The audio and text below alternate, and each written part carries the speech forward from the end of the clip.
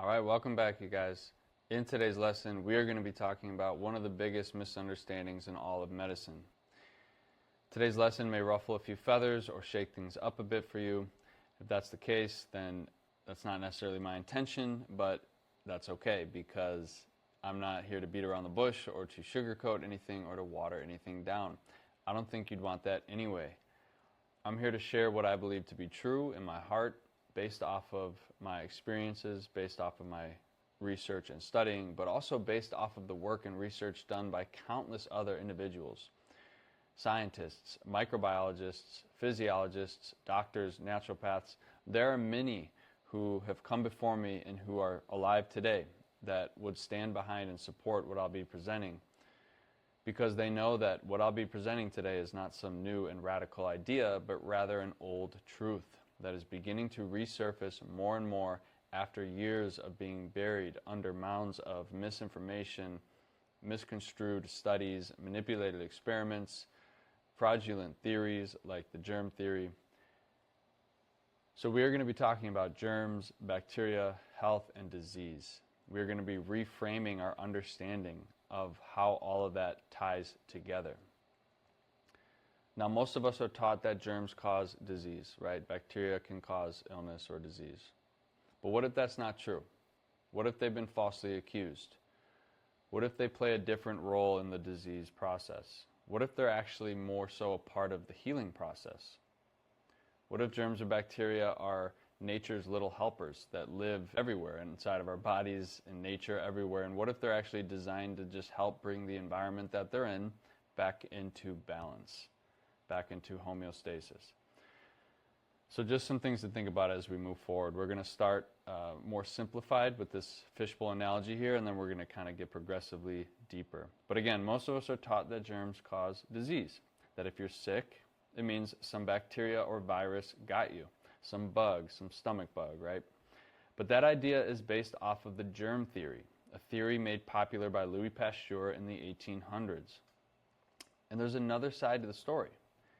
There's always been another side to the story that isn't talked about as much. But that side actually matches what we see in nature, what we observe in real life. And it's called terrain theory. And I would think of it as less of a theory and more of a paradigm, terrain paradigm, because it more accurately describes and gives us a model for how germs and bacteria function, and disease and health, and how they all relate to each other, okay? But we'll call it a theory for the sake of this presentation. Now, in this fishbowl analogy, the fish gets sick, right? It's in dirty water, as you can see here. Now, germ theory says that the fish got sick because it was infected with some bacteria or germ in the dirty water. And now, in order to bring it back to full health, we must give it medicine or vaccinate the fish or inject it with something, right? So that's germ theory. Terrain theory says that no, the fish did not get sick because it was infected with a bacteria or a germ, but rather it got sick because it was literally swimming around in its own dirty water, swimming around in muck, breathing in its own waste products, living in a stagnant environment. And we know that stagnation is a cesspool for illness and disease. So terrain theory says that in order to bring the fish back to full health, we must clean the tank. Replace the dirty water with clean, fresh water, and the fish will begin to heal naturally. So that's terrain theory. And you can even see over here, back to the germ theory, you have the little pouch that the fish is in, right? That represents medicine. It represents the medicine we're giving it, because so often the medicine we take quiets our symptoms. It doesn't always, but sometimes it quiets our symptoms, but it doesn't address the root cause. So that's the point it's trying to make.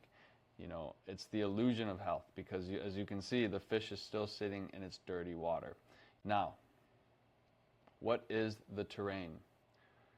The term terrain comes from a man named Claude Bernard, who originally the word was milieu. Milieu was the word, but they mean the same thing, and over time it changed to terrain. It's kind of the American English rendition of it, I suppose. But what is the terrain? So the terrain is an all-encompassing model for understanding why we get sick and how we stay healthy, essentially.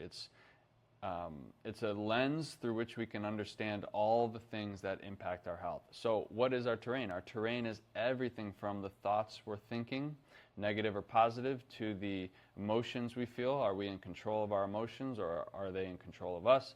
It's how we take care of our bodies, sunlight, exercise, fresh air, clean water, all the essentials, right? It's our lifestyle, our habits, our environments. Are we exposed to toxins?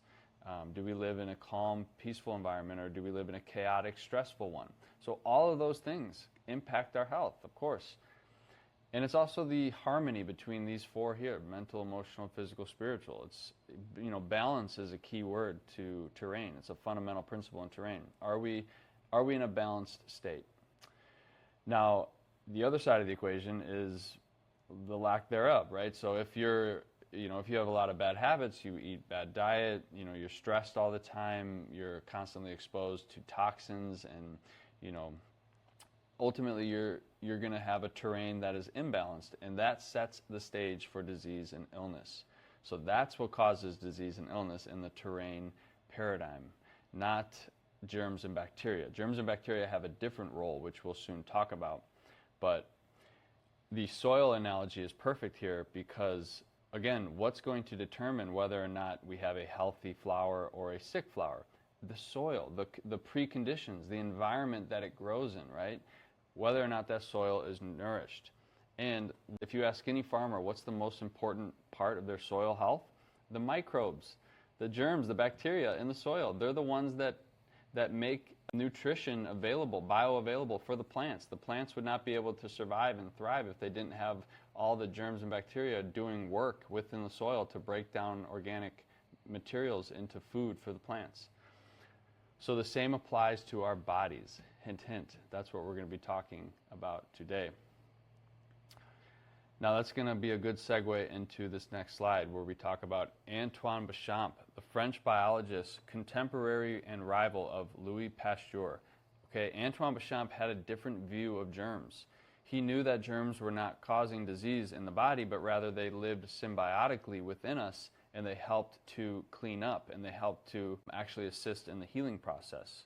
So again, Antoine Béchamp was essentially a believer in the terrain theory. He knew that there were different reasons why we got sick and different functions that germs and bacteria played. Okay, so I put here the man, the myth, the forgotten, because Antoine Béchamp's view, even though it was more rooted in truth, more rooted in the reality of what we observed, it got lost. It was Louis Pasteur's understanding of germs. That's what ultimately won the battle.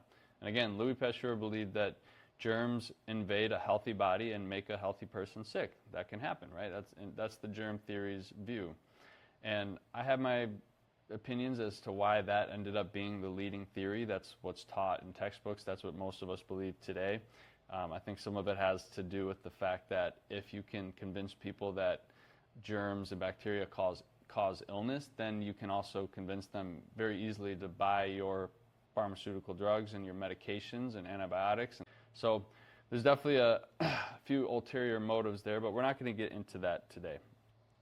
My job here today is to try to reveal more of a truth rooted in the reality of what we observe in nature regarding germs and bacteria. So, just so you know, too, Antoine Béchamp, he was directly studying the bacteria under a microscope, and he discovered in the blood, that's why this book, The Blood and Its Third Element, he discovered these tiny little particles in the blood, in the living blood, moving around. So he was able to see this in real time. And we're going to get into that right now.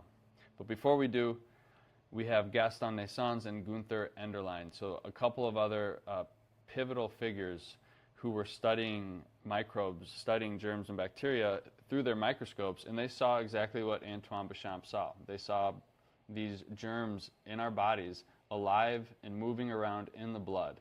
It's like these little buddies, these little guys inside of our blood. They kind of look like stars almost. But again, we're about to get into that. But first, this quote, so important.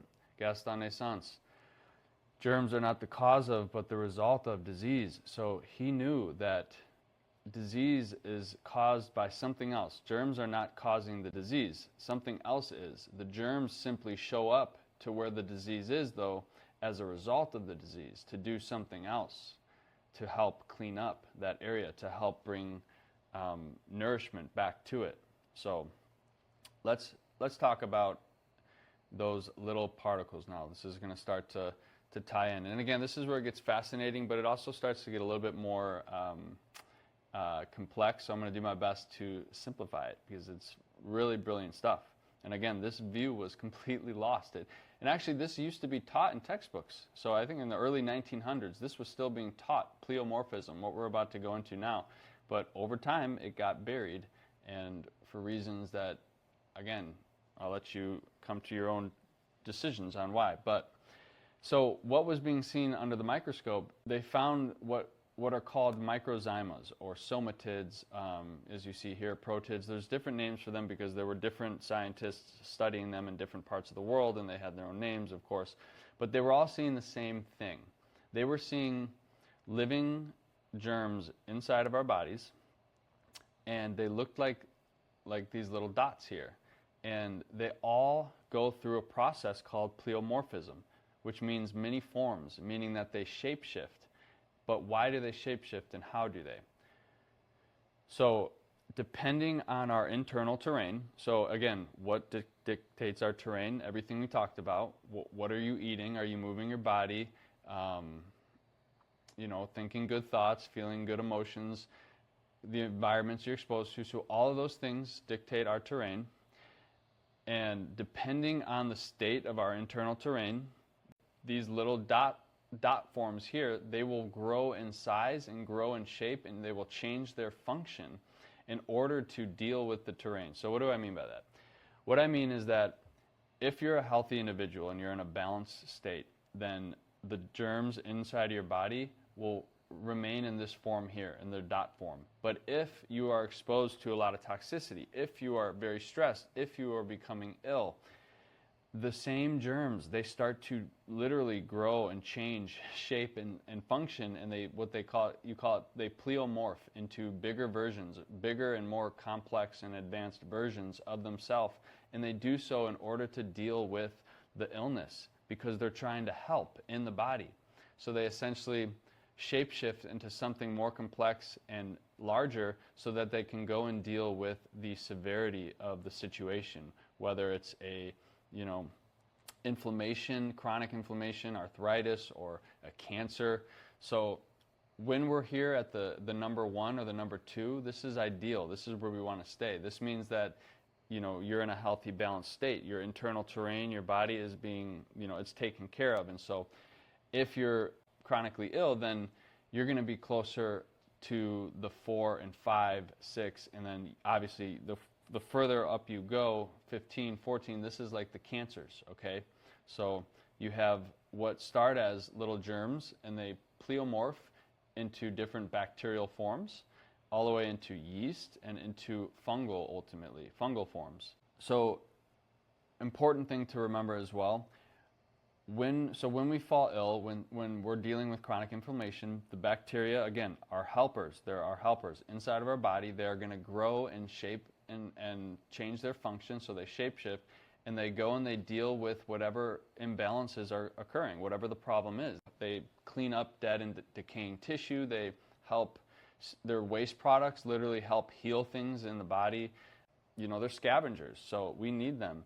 And then when they're done doing their job, if everything is good, if they've helped to actually bring the environment back into balance and they were successful, they revert back into their seed form, back into the little dots here, the somatids we're calling them. So let's keep going. We'll keep touching on this and I'll keep hammering it in, but a perfect analogy for understanding this, hopefully this really helped me understand it when I was coming into contact with this school of thought. This is what really started to hammer it home for me, okay? The firefighter analogy. Now, I want you to think of germs and bacteria like a fire crew. They only show up when there's a fire. And you could just equate the fire to illness and disease, okay? So diseases in the body or illnesses would be the fires, right? So germs and bacteria are the fire crew. Their presence doesn't cause the fire, right? They're simply responding to the damage. So would you blame a firefighter for starting a fire just because he or she was found at the scene of the fire? No, of course not.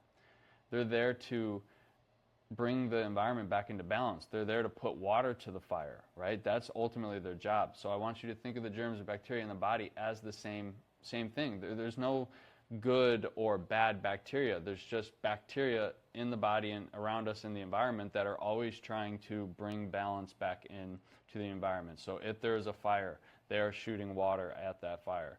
That's their job. Now, most of us think about mold and we immediately think like, ooh, that's, it's the enemy, right? It makes us sick. But there's a caveat here. This is where the firefighter analogy is explained perfectly. So what's really going on with mold is that when you have mold inside of your home, it's helping to break down decaying materials. It's the toxic building materials that are being decomposed by the mold, okay? So again, the mold's being falsely accused. But in any given building, there's usually at least 150 chemicals, man-made chemicals, that are used in the construction of a building, okay? And at least 40 to 50 of them are highly concerning. So due to moisture and poor circulation and just, things that are aging over time, those building materials start to decay. That's why the mold shows up. The mold shows up to help break down those inorganic compounds and convert them into essentially organic compounds. That's why nature is so brilliant, because there are things in nature that actually show up and can break down synthetic man-made things that otherwise wouldn't be recycled back into nature. So again, it's about who we point the finger at, and it's about understanding the real role of germs, bacteria, and mold. Another example is like when you look at a septic tank. Septic tanks are full of bacteria, and for a good reason. It's the bacteria that actually break down the waste in septic tanks. We would need them, otherwise they would not function. When there's an oil spill, okay, oftentimes there'll be certain fungal species that are used to break down the pollutants in the oil. The only way to get certain chemicals like pollutants in oil to that state is to introduce certain fungal species or bacteria. So again, I'm just hammering in, this is their job in nature. They're not the bad guys. They're showing up to places where there is toxicity or synthetic material, and they're doing so that they can help bring the environment back into balance in a natural way. Okay, so now the low valence versus high valence, it's worth going back really quick. Again, I'm reframing what germs and bacteria do based off of the work of prior scientists whose work was covered up. But again, when we are in a healthy place, internally, truly in balance, then the bacteria in our bodies, the germs, they stay in this seed form, maybe 1, 2. This is where they're at. But if you have cancer, let's say, the bacteria in the body, it is working overtime. It has pleomorphed all the way around this graph, so to speak, to the point that it's in a mycelial form right here. It's like cancer is like a fungus or a mold inside of the body.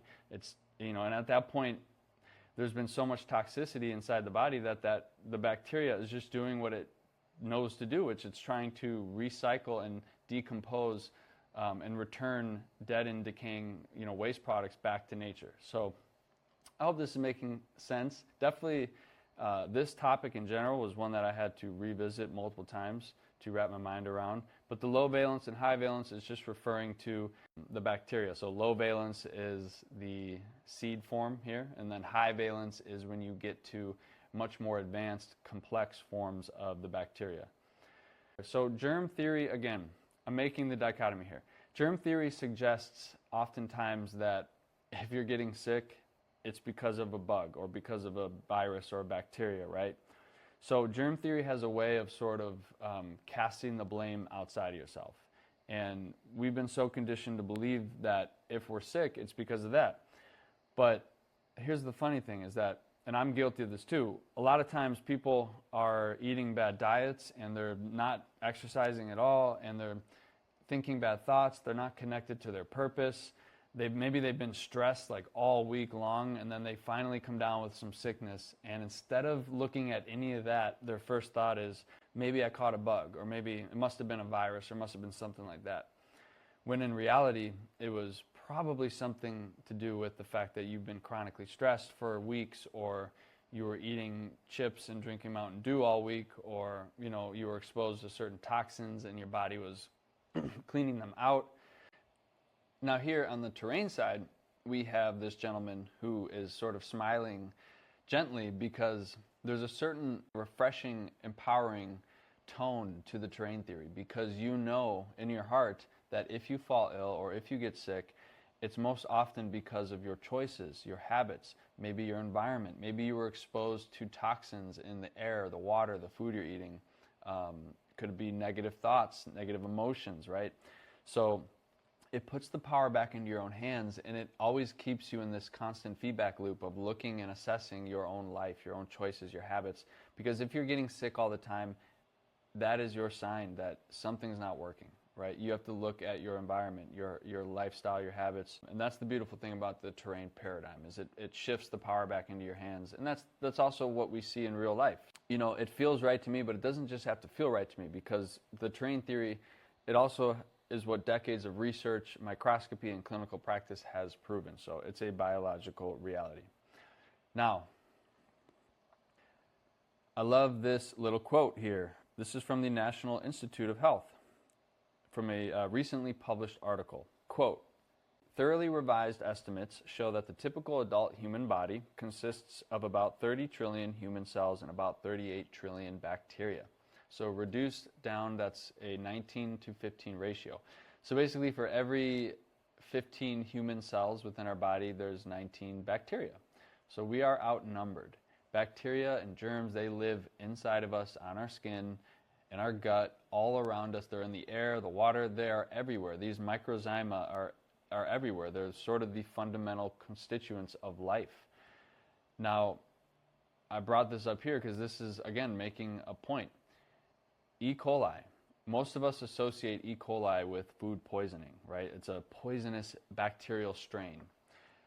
But right here, I just did a simple Google, and again, I don't believe everything I see within Google. Of course, Google tends to just regurgitate whatever the leading theories in mainstream medicine or mainstream science are.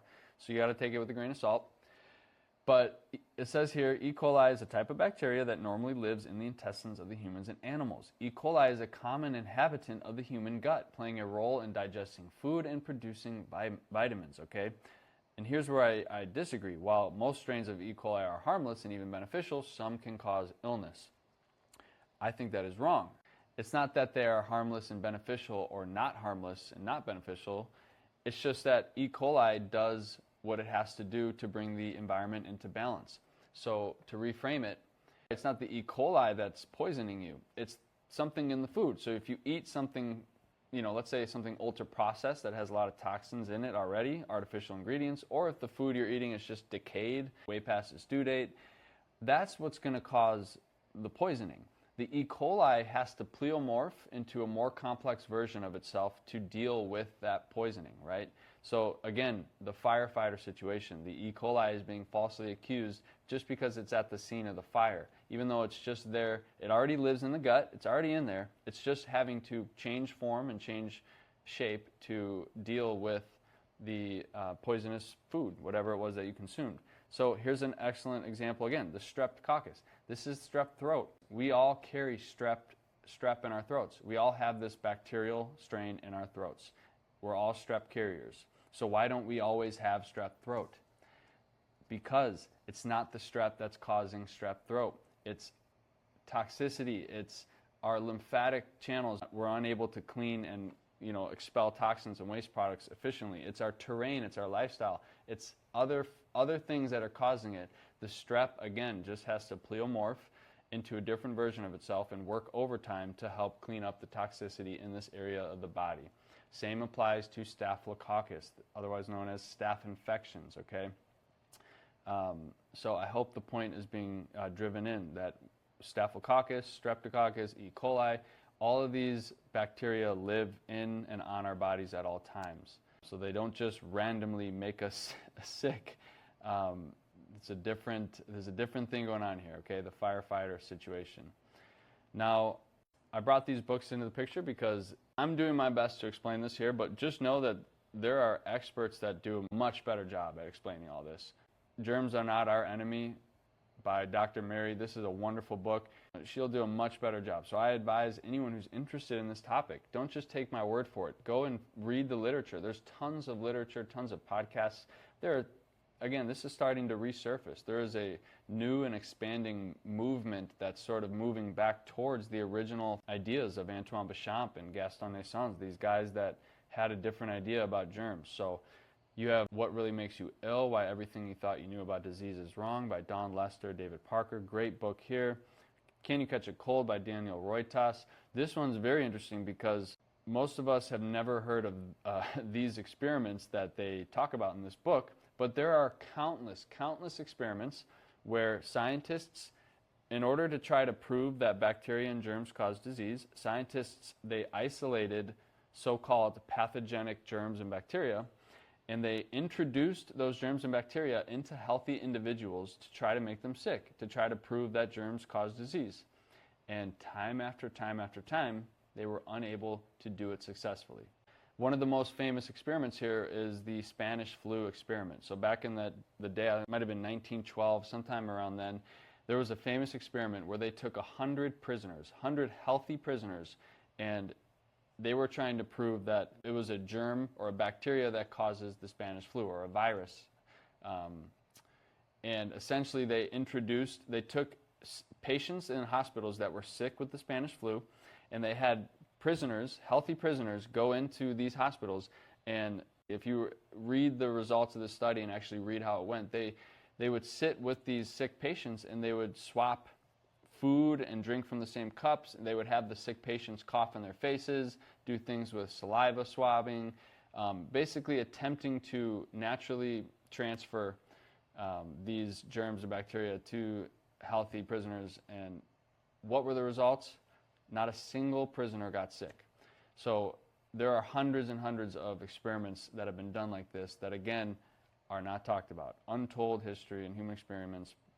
So moving forward, I want to finish with some quotes here. There's an excellent guy. His name is Jacob Diaz. I've learned a lot from him. He's got a lot of amazing resources. And so he did a great job at finding different quotes that were spoken by different doctors who studied this. And so I'm just kind of pulling directly from his work, just some quotes that go along with what we're talking about today. So Dr. Rudolf Virchow, father of pathology: if I could live my life over again, I would devote it to proving that germs seek their natural habitat, diseased tissue, rather than being the cause of diseased tissue. Dr. B.J. Palmer: if the germ theory of disease were correct, there'd be no one living to believe it. Dr. Herbert Shelton: the supposed causative germs of so-called disease are not only found in those who do not have the disease, but they are frequently missing from those who do have the disease. The presence of a cause without its disease and the existence of a disease without its cause is the equivalent of effectless causes and causeless effects.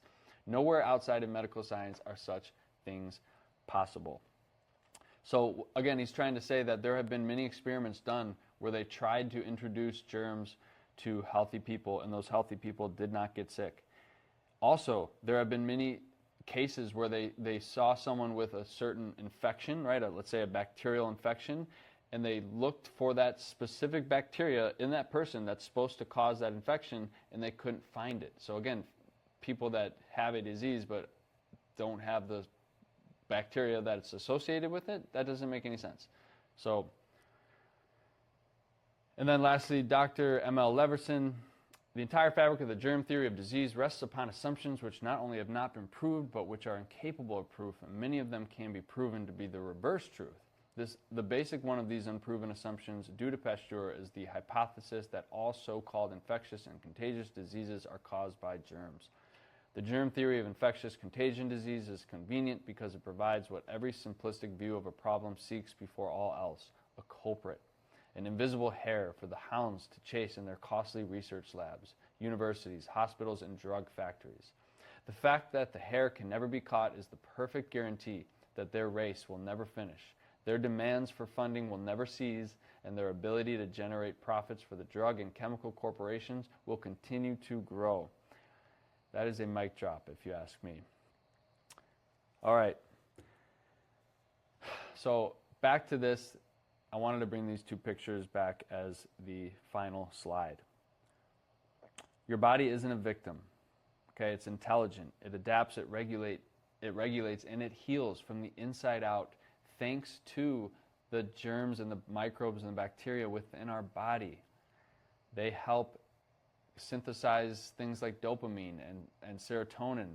They help make our nutrients bioavailable. What do you think creates the bioavailability of our nutrients in our body, right?